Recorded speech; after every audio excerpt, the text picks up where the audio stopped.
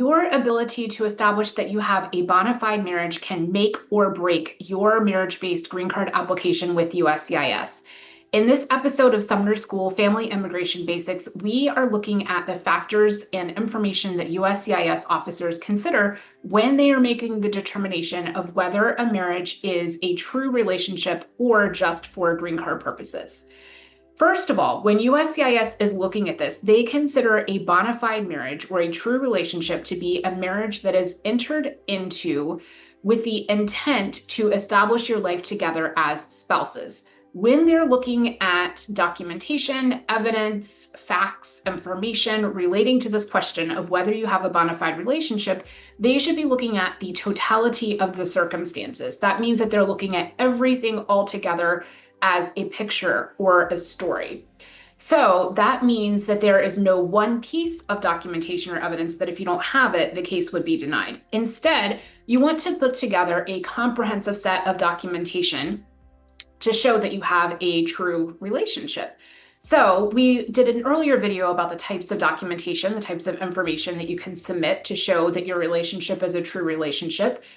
But there are several different points or factors that USCIS will be looking at. So we're going to tie the evidence to those particular points today.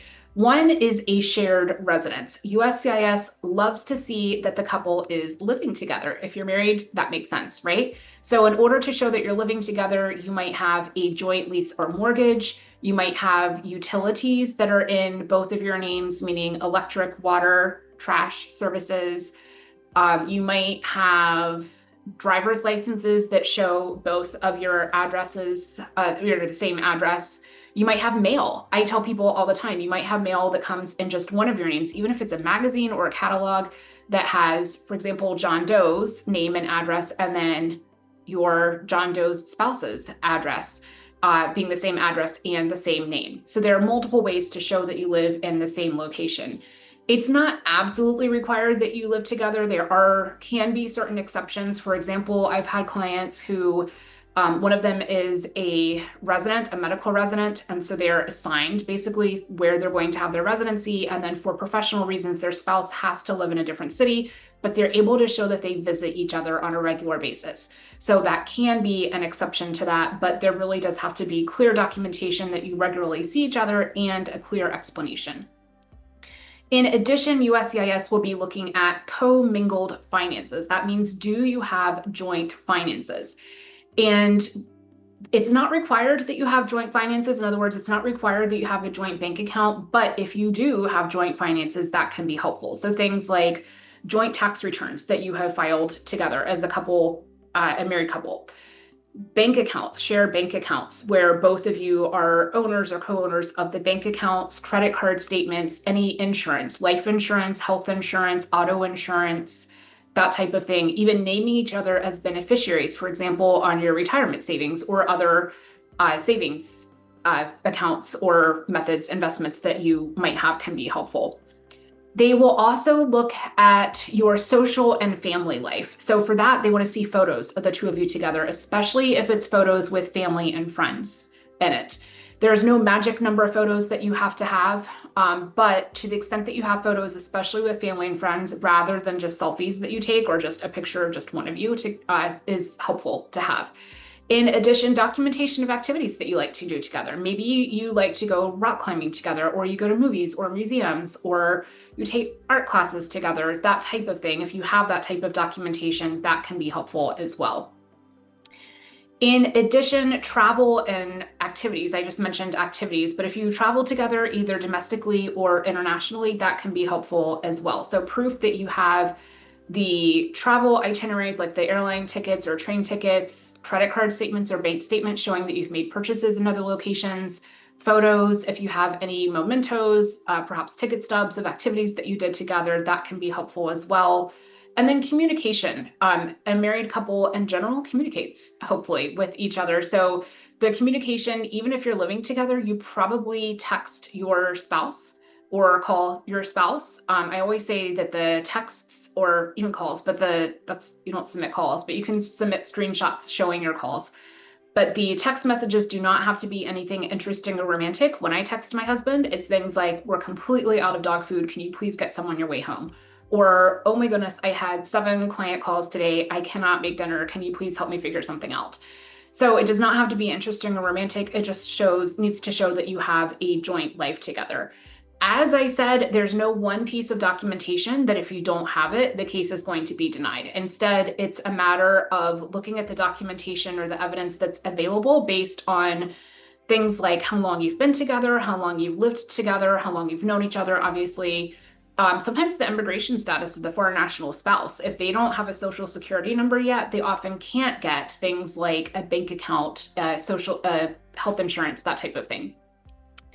So other factors, and before we go there, one thing I want to mention about documentation, sometimes a couple does not have a joint lease or mortgage together. That is not the end of the world. Sometimes often there is a valid reason for that. Perhaps one of the spouses purchased the home before they got married or maybe even met, but they still live together and they have other proof that they actually live together. So there can be, or perhaps because of the foreign national's immigration status, they're not able to be added to the mortgage or the lease, or the deed, whatever it is, whatever your situation is. So there are various reasons that you may not have that, and that's okay.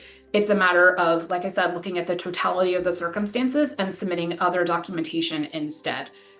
Other factors that USCIS might consider is the duration of the relationship, not only how long you've been married, but how long you've known each other.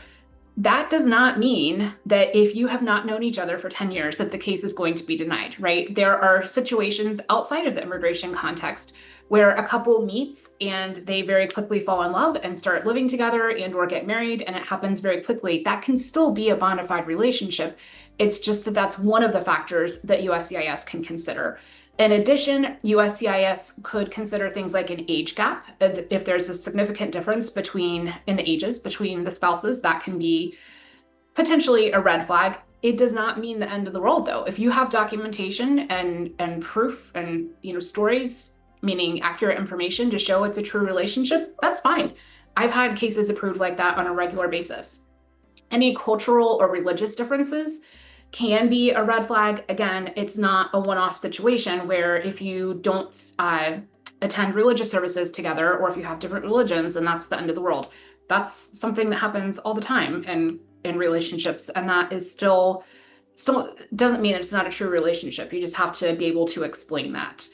And then same thing with language. Sometimes there are linguistic barriers and you don't speak each other's languages quite as well as perhaps one would expect. That can be a factor that USCIS will consider. Again, none of those are deal breakers. It's just that USCIS might be looking at the relationship with a bit more scrutiny if they are concerned about one of those things. Doesn't mean it's not going to be approved, just means you need to have high quality documentation to be able to establish that it is a true relationship. That brings me to my last point, which is quality of the documentation matters over quantity. In addition, when I say quality over quantity, there is some types of documentation that is more helpful than others. So for example, if a couple has pictures from their wedding, that's great. Definitely, we include pictures of our client's wedding. However, it's also important, just as important, if not more important, to submit documents or photos of the couple at other times. Anybody can have a wedding and submit that documentation to USCIS to say, hey, we had a wedding, here we are. But if you have photos from before the wedding, your relationship before the wedding and after the wedding, that is more valuable perhaps than the actual documentation of the wedding. So quality over quantity, consistency in the information, consistency in the explanations that you give is all very important. So I hope that you have found this information helpful. If so, I hope you'll share this video with a friend or family member. Make sure that you subscribe to our channel so that you don't miss our next episode of Sumner School Family Immigration Basics and other videos that we post on a weekly basis. My name is Emily Sumner with Sumner Immigration Law. We help clients with family-based and employment-based immigration matters across the United States and around the world, and we would love to help you next. You will find our contact information on the next slide. Feel free to contact us to set up a time for a consultation to talk about your specific situation and the next steps that are available for you to take. If you have questions, feel free to put those in the comments and I will answer them if I can. None of this information, of course, is legal advice. It is for educational and informational purposes only. My name again, Emily Sumner with Sumner Immigration Law. Until next time.